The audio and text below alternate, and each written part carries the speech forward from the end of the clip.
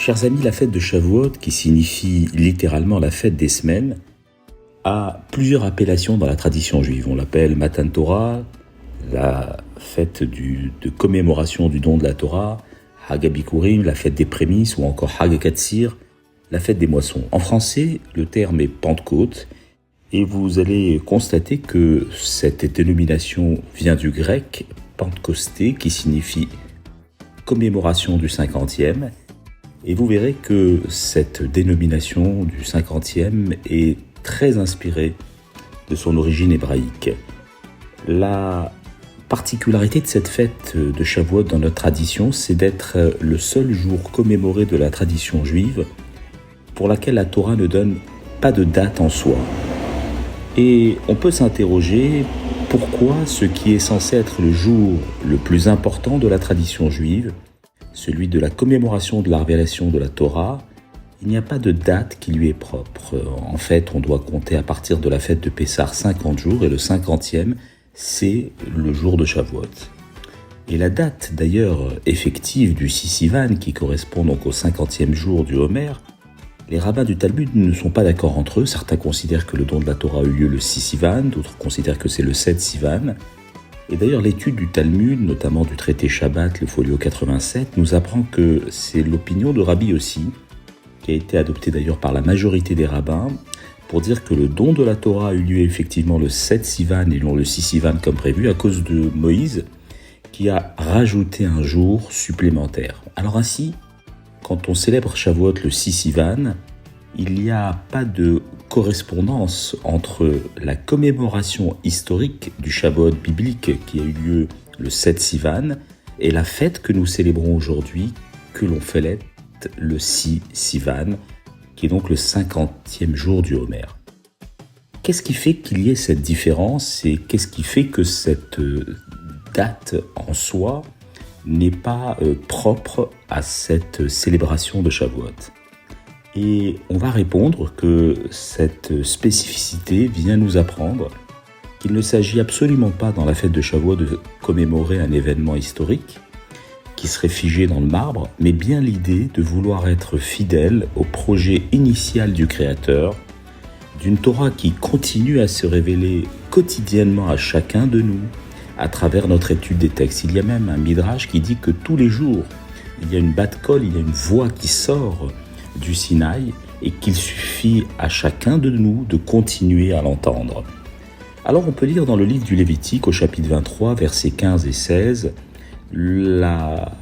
l'encouragement à compter justement au lendemain de la fête de Pessah. Usfartem lachem machorat ha-shabbat miyom aviachem et omer ha-tenufa sheva shabbatot timimot tiyena mimachorat ha-shabbat ha-sheviit tisperu chamishim yom. Donc on doit compter à partir du lendemain de la fête de Pessah 7 semaines qui doivent être entières, et on doit les compter jusqu'au lendemain de la 7e semaine, soit 50 jours. Et à ce moment-là, jour de Shavuot, vous ferez une nouvelle offrande. Ainsi, la fête de Shavuot est commémorée le 50e jour à partir de la fête de Pessah, après ce décompte du Homer, et on constate que cette période de transition entre la fête de Pessah qui nous mène à la fête de Shavuot est en fait le passage à travers 50 degrés d'un effort qui doit nous conduire à une libération spirituelle le jour de Shavuot. Ainsi, on passe d'une libération physique corporelle des corps à travers la libération d'Égypte, à travers la manifestation de la fête de Pessah, et à une libération des esprits, une libération de l'âme à travers la célébration de Shavuot. Et le mérite, d'ailleurs, du peuple d'Israël, c'est d'avoir eu cette volonté de s'engager dans le décompte des 49 jours. Et quand on est parvenu au 50e, il n'est nul besoin de compter, car ce jour, c'est le jour du dévoilement de la Torah. On ne peut donc qu'acquiescer l'évidence, celle de la vérité qui se révèle à nous. Et ces 50 degrés qui sont traversés au fur et à mesure de cette période du Homer sont comparés, ou en tout cas évoquent, les 50 portes de l'intelligence, ce qu'on appelle les 50 portes de la Bina dans la tradition talmudique, qui d'ailleurs sont évoqués dans 2 traités talmudiques, le traité Rosh Hashanah et le traité Nedarim. Et l'homme doit avoir pour but dans sa vie de traverser ces portes successives. C'est un chemin difficile d'accéder à la connaissance à travers ces portes successives, mais c'est à travers l'étude de la Torah et l'accès aux 50 portes que l'on peut donner du sens à sa vie, et on doit suivre en cela un guide, le guide parfait qui est Moïse, notre maître, le plus grand prophète de la tradition juive, qui a rythmé sa vie pour atteindre la connaissance du divin, qui était symbolisé par ce qu'on appelle le Sha'ar HaNun, l'accès à la porte de la lettre Nun, Nun qui correspond numériquement au nombre 50.